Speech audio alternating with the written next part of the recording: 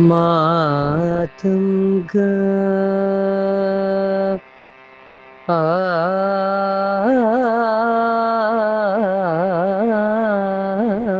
ആനനം അബ്ജവാസരമണി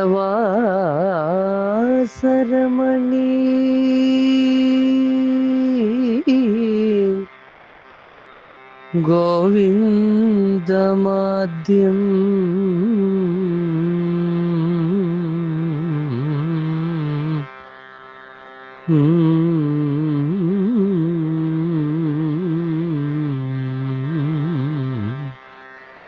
ആദ്യം ഗുരും വ്യാസം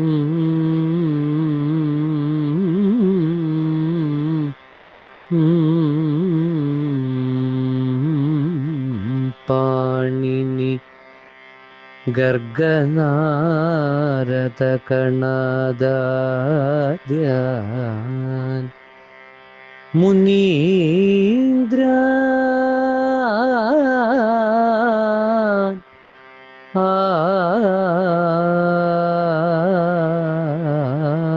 ബുധാൻ ദുർഗ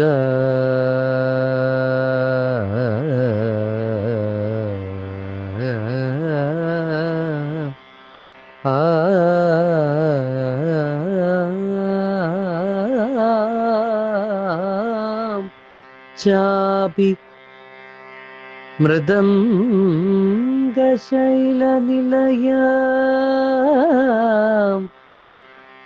ശ്രീ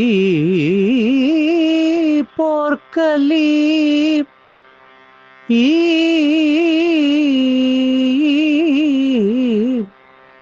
ഇഷ്ടദ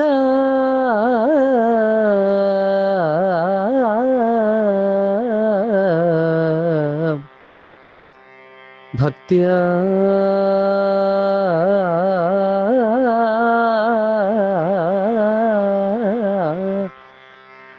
നിത്യമുപാസ്മഹേ സപതിന കുർവന്ത്വമീ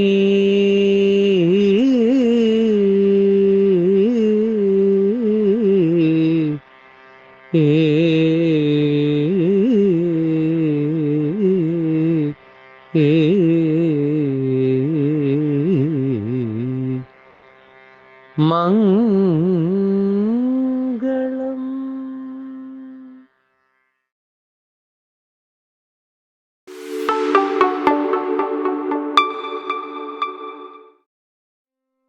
നമസ്കാരം, രതീഷ് ജാൽമനയാണ് കേട്ടോ. കൊട്ടിയൂരിന്ന് ഞങ്ങൾ നേരെ പോയത് കണ്ണൂർ ജില്ലയിലെ ഇരിട്ടി താലൂക്കിലെ മുഴക്കുന്ന് ഗ്രാമപഞ്ചായത്തിൽ സ്ഥിതി ചെയ്യുന്ന പ്രസിദ്ധമായിട്ടുള്ള ഭഗവതി ക്ഷേത്രമായിട്ടുള്ള ശ്രീ മൃദംഗ ശൈലേശ്വരി ക്ഷേത്രത്തിലേക്കാണ്. മലബാറിലെ പ്രധാനപ്പെട്ട ഭഗവതി ക്ഷേത്രങ്ങളിൽ ഒന്നാണ് മൃദംഗ ശൈലേശ്വരി ക്ഷേത്രം. ജഗദീശ്വരിയായിട്ടുള്ള ആദി പരാശക്തിയാണ് ഇവിടുത്തെ പ്രധാന പ്രതിഷ്ഠ. പ്രസിദ്ധമായിട്ടുള്ള കൊല്ലൂർ മൂകാംബിക ക്ഷേത്രത്തിന് തുല്യമായി കണക്കാക്കപ്പെടുന്ന ഈ ക്ഷേത്രത്തിലെ മൂകാംബികയിലേതുപോലെ തന്നെ മഹാകാളി, പോർക്കലി, മഹാലക്ഷ്മി, മഹാസരസ്വതി ഐക്യരൂപേണയായിട്ടാണ് ഭഗവതിയെ ആരാധിച്ചു വരുന്നത്. എന്നാൽ 3 ഭാവങ്ങൾക്ക് പ്രത്യേകമായിട്ട് 3 രീതിയിൽ പൂജ നടത്താറില്ല ഇവിടെ. എല്ലാ സമയത്തും ഈ 3 ഭാവങ്ങളോട് കൂടിയാണ് പ്രതിഷ്ഠാ സങ്കല്പം. ഉപദേവതകളായിട്ട് ഗണപതി, ദക്ഷിണാമൂർത്തി, ശ്രീകൃഷ്ണൻ പാർത്ഥസാരഥി സങ്കല്പത്തില്, അമൃത കലശധാരിയായിട്ടുള്ള ശാസ്താവ്, വേട്ടേക്കരൻ ശിവൻ, അതുപോലെ തന്നെ നാഗദൈവങ്ങള് എന്നിവർക്കും പ്രത്യേകം പ്രതിഷ്ഠകളുണ്ട്.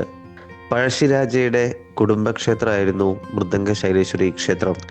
പഴശ്ശി യുദ്ധത്തിന് പോകും മുൻപ് ഇവിടെ ഉണ്ടായിരുന്ന ഗുഹാക്ഷേത്രത്തില് ശ്രീ പോർക്കലിക്ക് ഗുരുതി പൂജ നടത്തിയിരുന്നതായി വിശ്വസിക്കപ്പെടുന്നു. ക്ഷേത്ര സമീപത്തായിട്ട് തന്നെ പഴശ്ശിരാജാവിൻ്റെ ഒരു പൂർണ്ണകായ പ്രതിമ സ്ഥാപിച്ചിട്ടുണ്ട്. പരശുരാമൻ സൃഷ്ടിച്ച 108 ദുർഗാക്ഷേത്രങ്ങളിൽ ഒന്നാണ് ശ്രീ മൃദംഗ ശൈലേശ്വരി ക്ഷേത്രം.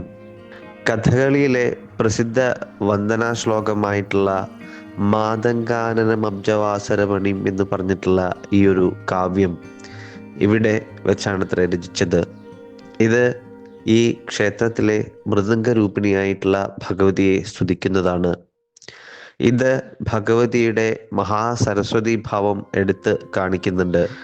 കലാകാവ്യാദികളും അക്ഷരവുമെല്ലാം ദേവീ സ്വരൂപമായി കണ്ട് ആരാധിക്കുന്ന പുരാതന ശാക്തേയ സമ്പ്രദായത്തിൻ്റെ ഭാഗമാണിതെന്ന് കണക്കാക്കപ്പെടുന്നു. കലാവാസനകളുടെ വളർച്ചയ്ക്കും വിദ്യാഭ്യാസ ഉന്നതിക്കും ദുരിതശാന്തിക്കും പ്രതിസന്ധികളുടെ അതിജീവനത്തിനും ഈ ക്ഷേത്ര ദർശനം ഉത്തമമാണെന്ന് ഭക്തർ വിശ്വസിക്കുന്നു. വിജയദശമി നാളിൽ ഇവിടെ വിദ്യാരംഭം നടത്തുന്നതും ഉത്തമമാണ്. അതിനാൽ ദൂരദേശങ്ങളിൽ നിന്നടക്കം ധാരാളം കുട്ടികളാണ് വിദ്യാരംഭത്തിന് ഇവിടെ എത്തിച്ചേരുന്നത്. 2016 ഈ ക്ഷേത്രം വൻ ജനശ്രദ്ധ നേടിയിരുന്നു. കാരണം മുൻ IPS ഉദ്യോഗസ്ഥനായിട്ടുള്ള അലക്സാണ്ടർ ജേക്കബ് അദ്ദേഹം ഈ ക്ഷേത്രത്തിനെ പറ്റിയിട്ട് വെളിപ്പെടുത്തിയിട്ടുള്ളൊരു 3 സംഭവ കഥകളാണ്. ഇത് നിങ്ങൾ യൂട്യൂബിലും മറ്റും കേട്ടിട്ടുണ്ടാവും.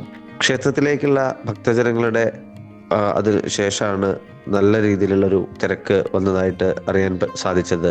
മീനമാസത്തിലെ ഉത്തരനാളിൽ ആറാട്ടായി വരുന്ന 10 ദിവസത്തെ ഉത്സവവും ഇതിനിടയിൽ വരുന്ന പൂരമഹോത്സവമാണ് ക്ഷേത്രത്തിലെ പ്രധാന ആഘോഷങ്ങൾ. അശ്വിന മാസത്തിൽ വരുന്ന നവരാത്രി, വൃശ്ചിക മാസത്തിലെ തൃക്കാർത്തിക തുടങ്ങിയ ദിവസങ്ങളും അതിവിശേഷമായിട്ട് ഇവിടെ ആചരിച്ചു വരുന്നുണ്ട്. ചൊവ്വ, വെള്ളി, പൗർണമി, അമാവാസി ദിവസങ്ങളും കാർത്തിക നാളും ഇവിടുത്തെ പ്രധാന ദിവസങ്ങളാണ്. മലബാർ ദേവസ്വം ബോർഡിന്റെ കീഴിലാണ് ഈ ക്ഷേത്രം സ്ഥിതി ചെയ്യുന്നത്.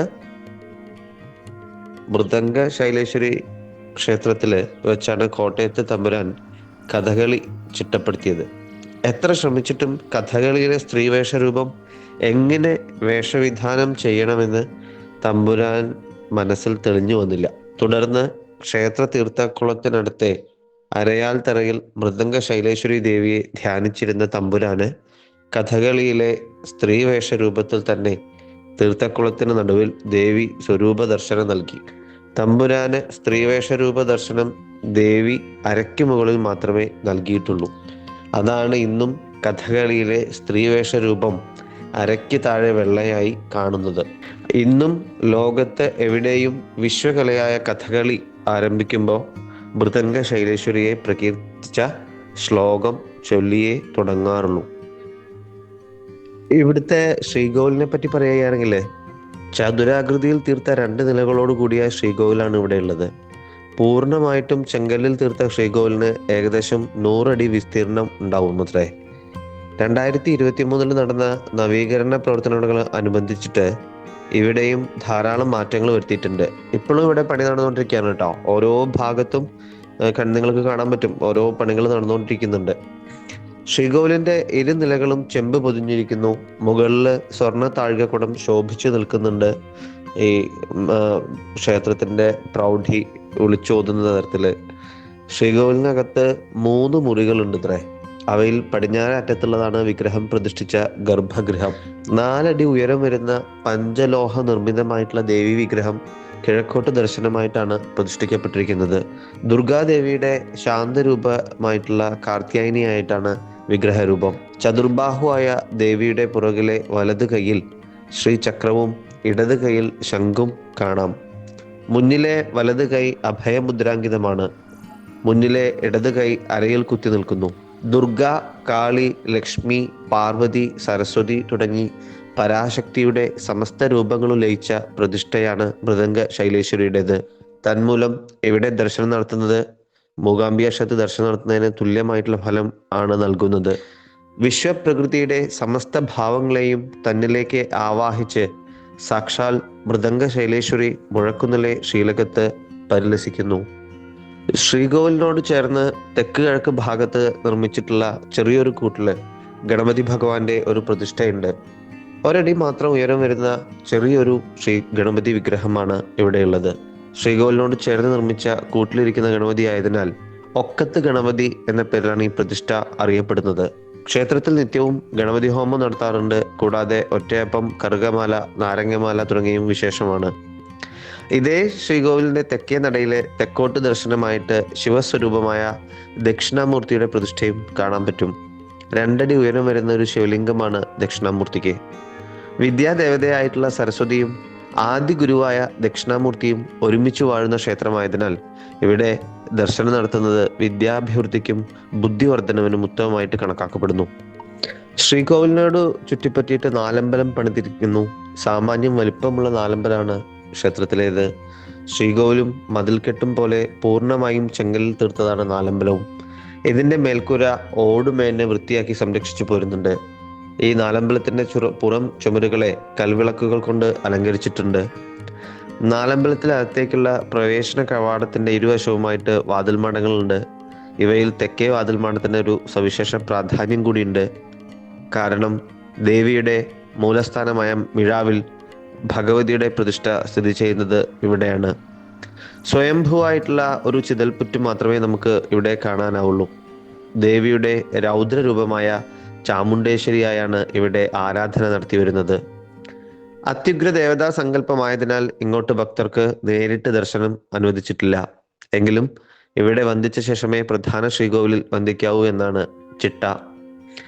തെക്കേ വാതിൽമാടത്തിൽ തന്നെയാണ് നിത്യേനയുള്ള ഗണപതി ഹോമം നടക്കുന്നതും. ഇവിടെ ഗണപതി പ്രതിഷ്ഠയുടെ ദർശനം നേരെ ഹോമകുണ്ഡത്തിലേക്കാണെന്ന സവിശേഷത കൂടിയുണ്ട്. ഇതിന് അടുത്ത് തന്നെയാണ് നെയ്വിളക്ക് വെക്കുന്നത്.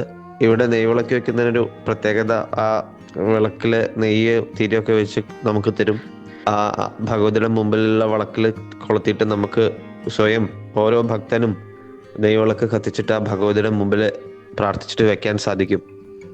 അപ്പോൾ ഇതൊക്കെയാണ് മൃദംഗശൈലേശ്വരി ക്ഷേത്രത്തിലെ വിശേഷങ്ങൾ കേട്ടോ. പണി നടന്നുകൊണ്ടിരിക്കുന്നുണ്ട്. ഈ പണികളൊക്കെ പൂർത്തിയായി കഴിഞ്ഞാൽ നമുക്ക് ഒന്നും കൂടി പോവാം. ഞാൻ കൊട്ടിയൂരത്തെ വീഡിയോ ഇതിനു മുമ്പ് അപ്ലോഡ് ചെയ്തിരുന്നു. അതിൻ്റെ ലിങ്ക് ഞാൻ ഈ വീഡിയോയുടെ കൂടെ കൊടുക്കാം.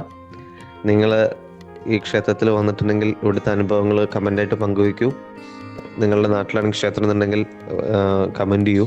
അതുപോലെ നിങ്ങൾക്ക് ഈ വീഡിയോ ഇഷ്ടമായി എന്നുണ്ടെങ്കിൽ ലൈക്ക് ചെയ്ത് അത് ഷെയർ ചെയ്യൂ. വീഡിയോ സബ്സ്ക്രൈബ് ചെയ്തിട്ടില്ല എന്നുണ്ടെങ്കിൽ സബ്സ്ക്രൈബ് ചെയ്യൂ. ഞാൻ കുറേ വർഷമായി ഇങ്ങോട്ട് വരണമെന്ന് വിചാരിച്ചിട്ട്, പക്ഷേ എനിക്ക് ഇപ്പോഴാണ് പറ്റിയത്. എല്ലാവർക്കും ആ മൃദംഗ ശൈലേശ്വരി ദേവിയുടെ അനുഗ്രഹം ഉണ്ടാവട്ടെ. നന്ദി, നമസ്കാരം.